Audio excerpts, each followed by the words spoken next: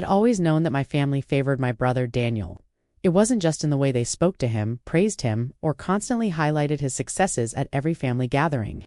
It was deeper, rooted in decades of subtle, and sometimes not so subtle, decisions that showed where their loyalty truly lay. My father, a stern businessman with an iron will, saw Daniel as his mirror image. My mother, although a bit more balanced in her affections, always leaned into the belief that the eldest son should carry the legacy forward. I was the quiet one, the obedient daughter, the one who followed rules, stayed behind the scenes, and never complained even when my sacrifices went unnoticed. When our father passed away, I braced myself for the inevitable that Daniel would receive everything and I'd be expected to accept it with a smile. Still, somewhere in my heart I hoped that my father had seen me too, that he had recognized the years I'd spent managing his documents, caring for him during his final illness, and holding the family together when things got hard. But when the will reading was announced, the air around us changed. Daniel arrived with his usual arrogance, dressed like he already owned the place. The rest of the relatives gathered with anticipation, like spectators in an arena. I sat quietly, clutching the edge of my seat, feeling invisible in my own father's legacy. The lawyer, Mr. Hallstrom, a sharp older man with a precise voice, opened the will folder. The room hushed. The first few pages went exactly as I expected. Business, shares, property deeds, accounts, all listed under Daniel's name. My heart dropped with each word. Eyes turned toward him, clapping him on the back, congratulating him as though the verdict had been delivered. I stayed silent. I had prepared for this, or at least, I thought I had. Until Mr. Hallstrom cleared his throat and said, "There's one final page." A murmur passed through the room like a ripple across water. Daniel leaned back in his chair, smugly relaxed. Assuming it was a token charity note or an old anecdote, our father had felt nostalgic enough to include. I sat straighter. Something in the lawyer's tone shifted. He reached into the folder and unfolded a single handwritten letter, unlike the typed will, bearing our father's signature and marked as addendum to be read last. The handwriting was unmistakably our father's. Mr. Hallstrom adjusted his glasses and began to read. "To those gathered here today, I assume by now you have heard the distribution of my estate. But before you consider it final, I ask that you listen to this final note, one that I chose to keep private, even from my legal team until this moment." A silence blanketed the room. I could hear my own heartbeat thudding in my chest. Daniel blinked, still amused, but now slightly curious. The letter continued. "My son, Daniel, has always been the public face of our family. He was raised to take over the company, to carry our name. But appearances are not always reality. In my final years, it was not Daniel who sat beside me, who brought me my medications, who managed my appointments, and ran the house when I could not. It was my daughter, the one we all underestimated." Gasps sounded from around the table. My eyes stung. I didn't know what was coming, but it felt like my father was finally speaking for me, seeing me in a way he never had while alive. "I have spent many months reflecting on my legacy," the letter went on, "and I realized that strength does not always come in shouts. Sometimes it comes in silence, in persistence, in grace. And so, if you are hearing this, know that I have made a final change to my will, one that overrides all previous clauses." Daniel sat upright now, his confident smirk melting away, replaced with uncertainty. He leaned slightly forward, his knuckles tightening around the armrests. The other relatives were visibly shaken, whispering among themselves. "Some shooting?" Curious glances at me, I stared straight ahead, stunned. The letter wasn't done. "Effective immediately, all residential properties listed in my name, including the estate on Elmridge Hill and the coastal villa in Montera, shall pass solely to my daughter." A wave of collective disbelief erupted from the room. Daniel's face hardened. "Furthermore," the letter continued, "the trust fund intended for retirement and emergency planning, previously assigned to Daniel, is now reassigned entirely to my daughter, to be managed at her discretion." There was an audible scoff from the back. One of our uncles leaned over to another, whispering too loudly. Well, he didn't see that coming. Daniel shifted in his chair, interrupting the reading. "This is ridiculous," he snapped. "That letter could have been written by anyone." Mr. Hallstrom held up the signed affidavit from their office, verifying the authenticity of the addendum, along with the recorded video message stored on a USB drive that our father had personally delivered before his death. "We'll play the video shortly," he stated, calm but firm.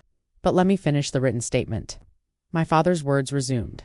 "Daniel, I hope one day you understand why I did this. I gave you so much through life, opportunities, mentorship, wealth, and yet when I needed you, you were nowhere." My daughter, however, never turned away. There was no anger in the letter, no bitterness, just clarity and love. The kind I had waited my whole life to feel from him. Mr. Hellstrom inserted the USB drive into the screen behind his desk. Everyone's attention turned as our father's face appeared on the monitor. He looked older than I remembered in the video, with silver hair and tired eyes, but there was strength in his voice. "If you're watching this," he began, "it means I've passed, and you've heard my letter. I know there may be shock, even anger, but I wanted my last act as a father to be one of truth and fairness." His eyes focused as though looking directly at us. "To Daniel, you were born with every advantage and you lived like the world owed you its applause. But to my daughter, I failed to say this enough in life. You gave without expecting, stayed when others left, and sacrificed. More than I ever acknowledged." I couldn't stop the tears welling in my eyes. The room was utterly silent, heavy with emotion. "This is not a punishment," he continued. "It's a correction. One I hope brings peace to a daughter who deserved more than my silence." The screen faded to black. No one moved. For once, Daniel had nothing to say. He looked down, jaw clenched, wrestling with the shift in reality. The lawyer cleared his throat. "As stipulated, these changes are final and legally binding. Distribution of assets will begin next week." People began slowly rising, some still in disbelief, others in awkward sympathy. A few came to me, offering quiet congratulations. Most avoided eye contact, uncomfortable with the drama that had just unfolded. Daniel stormed out without another word, leaving a stunned silence in his wake. The next few days passed in a haze of emotions I hadn't fully processed. Relief, vindication, and sorrow swirled together in a storm that left me sleepless. Most nights, I hadn't wanted a war with my family. I never asked to be the center of anything. But deep inside there was a small voice that whispered, "He finally saw me." After years of being dismissed, ignored, and overshadowed, it was as though a beam of light had cracked through. Yet with that recognition came consequences. My phone didn't stop buzzing with messages from cousins and old friends I hadn't heard from in years. Some offered awkward congratulations. Others pretended to care, while subtly hinting at financial struggles they were suddenly experiencing. I knew exactly what they were doing. Then there was my mother. Her silence was louder than any words. On the fourth night after the will, "Reading," she called. Her voice was quiet, almost trembling. "Why didn't he tell me?" she asked. I didn't have an answer. She wasn't angry, more bewildered. We spoke for nearly an hour, and for the first time in my life I heard regret in her tone. "You were always the strong one," she said softly. "I just thought you didn't need as much." That phrase echoed in my head all night. I didn't need as much? Maybe that was the root of it all. They thought I didn't need love, attention, validation, because I was so good at surviving without it. But now, with the weight of my father's legacy suddenly on my shoulders, I wasn't sure if I felt strong or just hollow. The legal processes began swiftly. Mr. Hellstrom and his team were professional, meticulous, and kind. I learned more about the family's finances in those 2 weeks than I had in the last 10 years combined. The properties were vast, from the inherited countryside estates to the hidden stocks and bonds my father had quietly accumulated. While Daniel had always flaunted our family's name for show, I was now seeing the substance behind it, and I had to admit it was overwhelming. There were meetings with accountants, tax specialists, and legal teams, contracts to sign, documents to review. Every day felt like I was slipping further from my simple life, yet I persisted. I showed up. I read every line. I asked every question. If my father trusted me with this, I wouldn't treat it lightly. I would honor it. But amidst the logistics came the deeper ripples. My relationship with Daniel had shattered. He refused to speak to me. Not one message, not one call. He removed me from social media, blocked my number, and left mutual friends in awkward limbo. I heard from someone that he was trying to contest the will, claiming mental instability in our father's final months. It was a desperate move, one that wouldn't hold up against the notarized documents, video testimony, and witnesses involved. Still, it hurt. We had once been children playing tag in the backyard, whispering secrets under the covers. Now he looked at me as a thief, a traitor, the one who took everything he believed was his. I began to question, was it worth it? The media caught wind of the story through a distant cousin who couldn't resist the drama. I received a call from a local journalist wanting an interview. I declined. The last thing I needed was my father's legacy turned into a tabloid headline. But that didn't stop the whispers. She must have manipulated him. She was always quiet, too quiet. There's no way she earned all that on her own. Gossip is cruel, especially when it's fueled by envy. I stayed indoors most days, avoiding the stares, the probing eyes, the disguised curiosity. But amidst the chaos, something unexpected began to bloom. Support, strangers who had watched from the sidelines came forward. Old classmates sent messages saying they remembered how kind I'd been. One woman, a nurse who had cared for my father in his final weeks, wrote me a letter. "Your father spoke about you every day," she wrote. "He said you were his peace, his second chance." I cried for an hour after reading it, because for so long I had believed he didn't see me, that I was just a shadow behind my brother's spotlight. And now I was being reminded again and again that my quiet presence had left an indelible mark, not just on him but on the people who saw the real me, even when I didn't realize they were watching. I decided to visit the Montera Villa, the coastal property I had never stepped foot in before, inheriting it. I needed space, solitude, and clarity. The villa was breathtaking. Sunlight spilled across the marble floors, and the sound of waves crashing against the cliffs was therapeutic. For the first time in months, I breathed freely. I stayed there for days, walking the beaches barefoot, journaling in the mornings, and cooking my own meals in the evenings. There were moments of aching loneliness, but they were honest. They weren't filled with performance or expectation. Just me and my thoughts, and the realization that I was healing. One night, I found an old wooden box tucked away in the study. Inside were letters my father had written but never sent. One of them was addressed to me. My hands shook as I opened it. "My dearest," it began. "I fear I never knew how to speak to you the way you deserved. You were always easier to rely on than to understand. But I saw you in every way a man wishes he could be. Quiet, loyal, resilient. If I had another lifetime, I'd do better. I'd say more. But for now, I hope this will do." I wept. Not for what I'd gained, but for what I had lost. All the moments we could have shared if he'd only said those words sooner, but still, I forgave him. Weeks turned into months.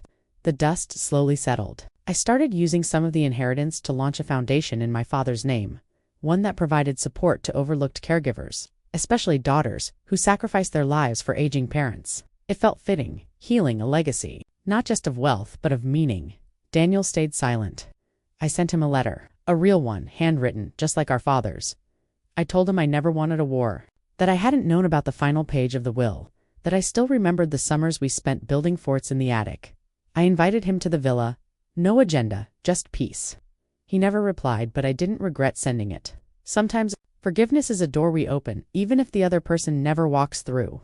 My mother visited one day, her face weathered with time and sorrow. We sat on the porch, sipping tea, watching the ocean. She didn't say much, but when she left, she hugged me tighter than she ever had before. "He was right," she whispered. "You were the strong one." And for once, I believed it. As seasons changed, I found myself transforming too. I was no longer just the girl in the background. I was the executor of a legacy, the head of a household, a woman with purpose and peace. I learned to set boundaries, to say no, to recognize when love came with conditions. And I also learned to accept kindness, to lean on others without guilt. I started traveling, exploring places my father had dreamed of visiting. Paris, Kyoto, Patagonia. In each place I left a little note behind, tucked under stones, inside books, hidden in trees, messages to remind strangers that quiet strength exists, that being unseen doesn't mean being unworthy. One message read, to the one reading this, "Your silence does not make you small. You are powerful in ways they don't yet understand." People began to find them. Some wrote to the foundation. One woman told me she found a note in a mountain cabin in Chile and cried for hours because it felt like it had been written for her. I never signed them. I didn't need to. This wasn't about recognition. It was about planting seeds of healing, of hope, of unseen strength. The following year, I received a letter from Daniel. It was short, almost clumsy, like someone writing through clenched teeth, but it was honest. He said he'd read my letter many times before responding. He admitted he had felt betrayed, not by what I did, but by what our father revealed. "I always thought he was proud of me," he wrote. "I didn't know he saw you that way." Maybe I didn't either. It wasn't an apology, but it was something. A crack in the wall he had built. He asked to meet not at the villa, but at our childhood home, now empty and waiting to be sold. I agreed. We met in the old garden, the place where we used to race each other around the hedges. He looked older, tired but softer. We talked. Not about the will or money or betrayal. We talked about Dad, about Mom, about what we missed. It wasn't easy, but it was real. Before leaving, he turned and said, "I'm sorry I didn't see you sooner." And for the first time since that day in the lawyer's office, I smiled in. The end. I didn't measure the inheritance in dollar signs or deeds. I measured it in healing, in understanding, in the unspoken things finally spoken. My life had changed in ways I never imagined, not because I became wealthy, but because I was finally recognized. My father's final page wasn't about money. It was his way of saying, "I'm proud of you," of making up for all the years of silence. And in doing so, he gave me something far greater than an estate. He gave me closure, and that, more than anything, was the true inheritance. Asterisk.